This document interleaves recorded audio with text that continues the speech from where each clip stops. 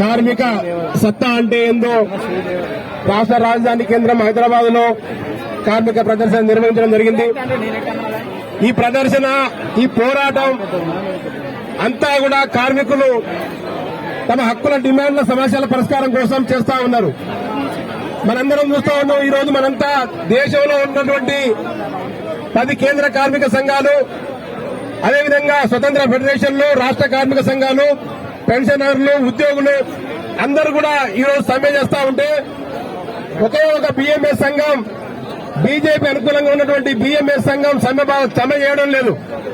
కానీ సమ్మె చేయకుండా కుంటి సాగులు ఏం చెప్తా ఉంది, ఈ కేంద్ర ప్రభుత్వం తీసుకొచ్చినటువంటి లేబర్ కోడ్లలో 2 లేబర్ కోడ్లను మేము వ్యతిరేకిస్తున్నామని చెప్పి చెప్తా ఉన్నారు. కానీ 2 లేబర్ కోడ్లను ఎందుకు వ్యతిరేకిస్తా ఉన్నారు? మరి ప్రజలకు చెప్పరా? మీతో పాటు ఉన్నటువంటి కార్మిక వర్గానికి చెప్పరా? మీరు 2 లేబర్ కోడ్లను వ్యతిరేకిస్తున్నటువంటి బీఎంఎస్ బీజేపీకి ఎందుకు సపోర్ట్ చేయాలి? కేంద్ర ప్రభుత్వానికి ఎందుకు సపోర్ట్ చేయాలి? మీరు 2 లేబర్ కోడ్లను వ్యతిరేకిస్తున్నట్లయితే మిమ్మల్ని ప్రశ్నించకుండా, మిమ్మల్ని సంప్రదించకుండా, దేశంలో ఉన్నటువంటి కార్మిక వర్గాన్ని సంప్రదించకుండా ఎవరిని సంప్రదించి మోడీ ప్రభుత్వం ఈ కార్మిక చట్టాలను తీసుకొచ్చింది? అంటే కార్మికులతో సంబంధం లేకుండా యజమానులను, బడా పారిశ్రామికవేత్తలను సంప్రదించి వారికి అనుకూలంగా ఉన్నటువంటి లేబర్ కోడ్లను తీసుకొచ్చిన విషయాన్ని బీఎంఎస్ఏ చెప్పకనే చెప్తా ఉంది. కాబట్టి కార్మిక వర్గం అంతా కూడా గమనించాలి. ఇప్పుడు ఇవాళ తీసుకొచ్చినటువంటి ఈ లేబర్ కోడ్లు ఈ దేశంలో ఉన్నటువంటి ఏ కార్మికుల్ని, కార్మిక వర్గాన్ని సంప్రదించకుండా తీసుకొచ్చిండ్రు.